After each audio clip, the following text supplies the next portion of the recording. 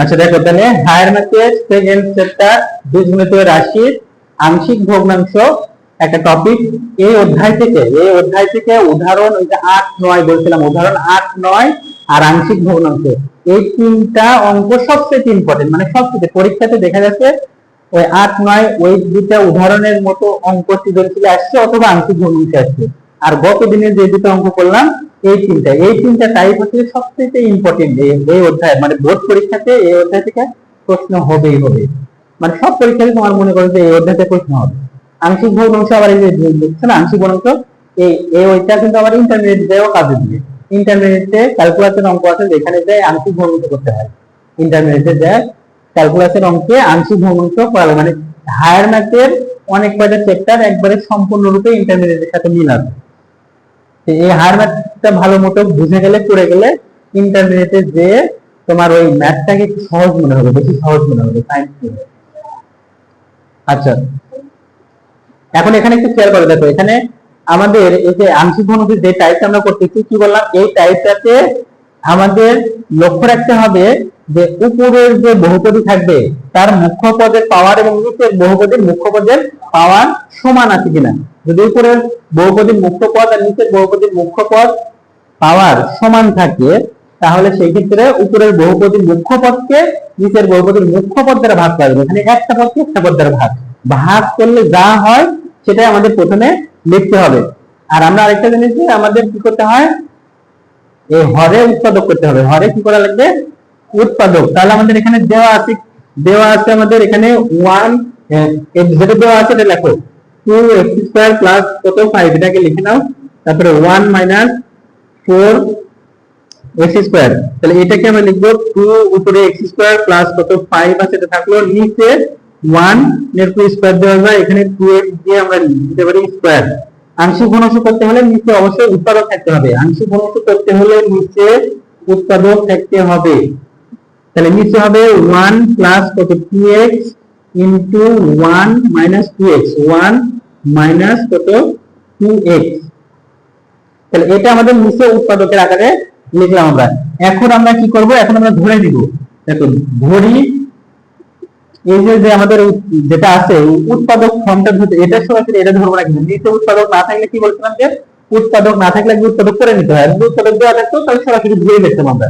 তাহলে আমরা এখানে কি লিখবো, এই 2x² প্লাস কত 5 আর নিচে 1 plus 2x into 1 minus 2x। আর এখানে ধরার সময় এরকম তিনটা দাগ দেবো, এটাকে বলা হয় অভেদ। কি বলা হয় এটাকে, অভেদ বলা হয়, একটা অভেদ ধরে নিব। আচ্ছা তাহলে ধরার শুরুতে কি বললাম, যেটা একটা টাইপ আংশিক ভগ্নাংশের, যে টাইপটার নিয়ম হলো উপরের বহুপদীর মুখ্য পদের পাওয়ার নিচের বহুপদীর মুখ্য পদের পাওয়ার সমান থাকলে উপরের বহুপদীর মুখ্য পদকে নিচের বহুপদীর মুখ্য পদ দ্বারা ভাগ করে লাগবে। তাহলে উপরে আছে 2x², নিচে আছে -4x²। শুনুন, একটা পদ হিসাব হয় তার আগে যে চিহ্ন থাকে সেই চিহ্ন সহকারে একটা পদ হিসাব করতে হয়।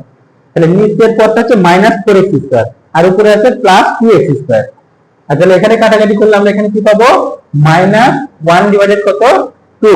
তাহলে এই -1 ডিভাইডেড 2 টা আমাদের আগে প্রথমে লিখতে হবে, তারপরে প্লাস a ডিভাইডেড 1 প্লাস কত 2x plus b divided 1 minus কত 2x, এটা হবে আমাদের 1 নম্বর সমীকরণ।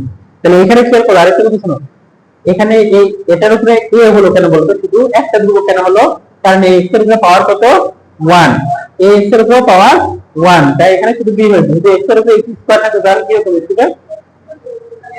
bx প্লাস c হতো।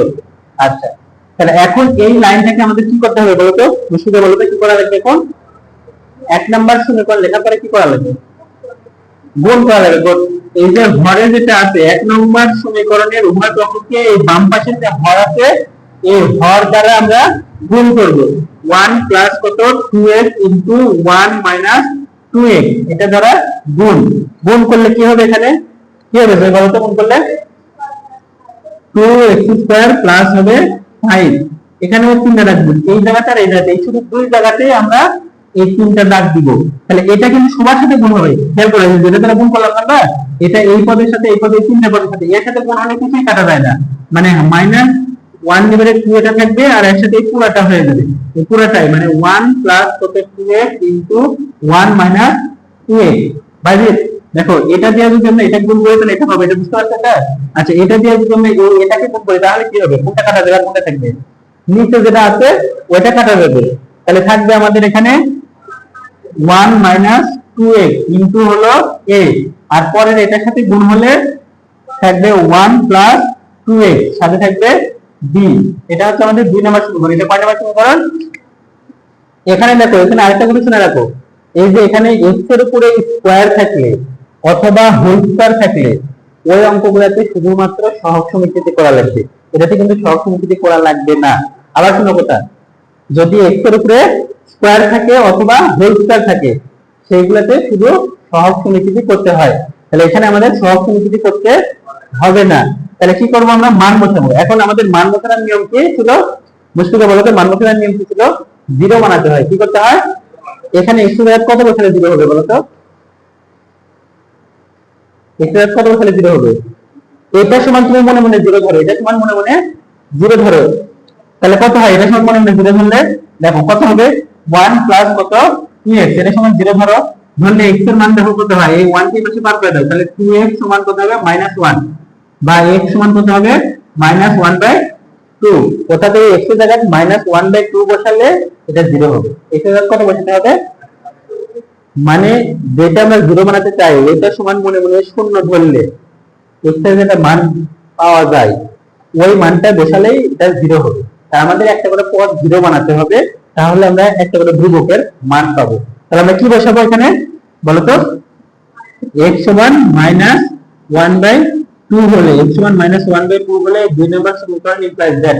তাহলে এখানে দেখো দুই পাশে আমরা মান বসাই দেব, তাহলে মান বসালে এখানে আমরা পাচ্ছি 2, এখানে পাবো -1 ডিভাইডেড 2 এর উপরে স্কয়ার প্লাস কত 5 ইকুয়াল। এখানে মান বসাবো আমরা, বলো তো মুশফিকা? এখানে বসাবো না, কারণ বসালে এটা কি হয়ে যাবে? 0 হয়ে যাবে, তো এটা বাদ। এখানে মান বসাবো, হ্যাঁ এটা মান বসাবো, এখানে 0 হবে না, ওই দুইটাতে 0 হবে। তাহলে এই দ্বিতীয়টাতে আমরা মান বসাবো এখানে, তাহলে 1 আছে থাকলো, -2 আছে থাকলো, ইনটু -1 ডিভাইডেড কত 2, সাথে এখানে আছে a। তাহলে এখানে দেখো এই দিকটা দাও, এখানে কত হবে এটা বলো তো? 1 ডিভাইডেড 4 প্লাস কত 5 সমান এখানে কি হবে বলো তো? দেখো এখানে এটা হয় এই দিকটা কত, এই যে 2 আর 2 কাটা যাবে না, আর এই -1 আর এই মাইনাস কিন্তু প্লাস হয়ে যাবে এখানে, তার মানে এখানে হচ্ছে 1 প্লাস 1 সাথে a, আর এখানে এই যে 2 দিয়ে কাটলে দেখে কাটলে হবে কত 2, এখানে লসাগু করলে কি হবে বলো তো? 2 হবে। 1 প্লাস কত 10 সমান এখানে 2a, খেয়াল করতে হবে 10 আর 1 যোগ করলে কত 11, আর এই 2 এই পাশে ভাগ হয়ে যাবে, তাহলে ভাগ হলে কত হবে? 4 হয়ে যাবে নিচে, বুঝতে পারছো? তাহলে a এর মান কি বের হলো? a এর মান কি হলো বলো তো? 11 ডিভাইডেড কত 4, এটা বুঝতে পারছো? এটা 11 ডিভাইডেড 4, বুঝতে না পারলে বলবে কিন্তু অবশ্যই। আচ্ছা, এরপরে দেখো, এরপরে এই যে এটা 0 বানাবো, এটা 0 বানাতে x এর মান কি বসাতে হবে বলো তো? এটা কি হবে? এখানে x এর মান কি বসাতে হবে? x এর মান হাফ হবে, এটা সমান মনে মনে 0 ধরো, এটা সমান মনে মনে 0 ধরে 1 কে পাশে পার করে দাও, তারপর -2 দিয়ে ভাগ করে দাও, মাইনাস থেকে কেটে যাবে, x এর মান হবে 1 ডিভাইডেড 2। তাহলে x সমান বসাতে হবে 1 ডিভাইডেড 2, x সমান 1 ডিভাইডেড 2 হলে 2 ইমপ্লাইজ দ্যাট, তাহলে আমরা মান বসালে এই পাশে আমরা পাবো 2 ইনটু 1 ডিভাইডেড 2 এর উপরে স্কয়ার প্লাস কত 5 সমান, এখানে বসাবো না 0 হয়ে যাবে, এটাতেও বসাবো না, আমরা বসাবো যে 1 প্লাস 2 ইনটু 1 ডিভাইডেড 2 সাথে হলো b। তাহলে এখানে হচ্ছে 2 ইনটু 1 ডিভাইডেড 4 প্লাস 5 সমান এখানে 1 প্লাস 1 b। তাহলে এখানে হবে আমাদের 1 ডিভাইডেড 2 প্লাস 5 সমান 2b। তাহলে এখানে নিচে 2 উপরে 1 প্লাস 10 সমান 2b।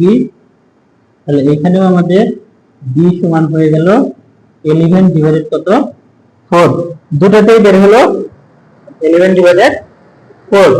বুঝতে পারলে? এটা এ আর বি এর মানে দরকার আমাদের শুধুমাত্র লেখা হয়েছে, এ আর বি এর মানে দরকার। এখন এ আর বি এর মান কি করবো আমরা? 1 নম্বর সমীকরণে বসিয়ে দেব। এ আর বি এর মান 1 নং সমীকরণে বসিয়ে পাই। এ আর বি এর মান কি করবো আমরা? 1 নং সমীকরণে বসিয়ে পাই। আমি লিখবো এ আর বি এর মান 1 নং সমীকরণে বসিয়ে পাই। এখানে আমরা লিখবো এ ও বি এর মান 1 নং সমীকরণে বসিয়ে পাই।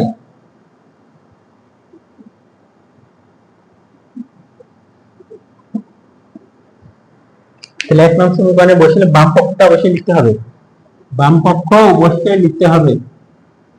2x² প্লাস কত ছিল 5 divided 1 plus 2x into 1 minus 2x সমান minus 1 divided 2 plus 11 divided 4 1 plus 2x plus 11 divided 4 1 minus 2x সমান এখানে পাওয়া যাবে মাইনাস 1 ডিভাইডেড 2 প্লাস উপরে থাকবে 11 নিচে 4 ইনটু 1 প্লাস 2x প্লাস উপরে 11 নিচে 4 ইনটু 1 মাইনাস 2x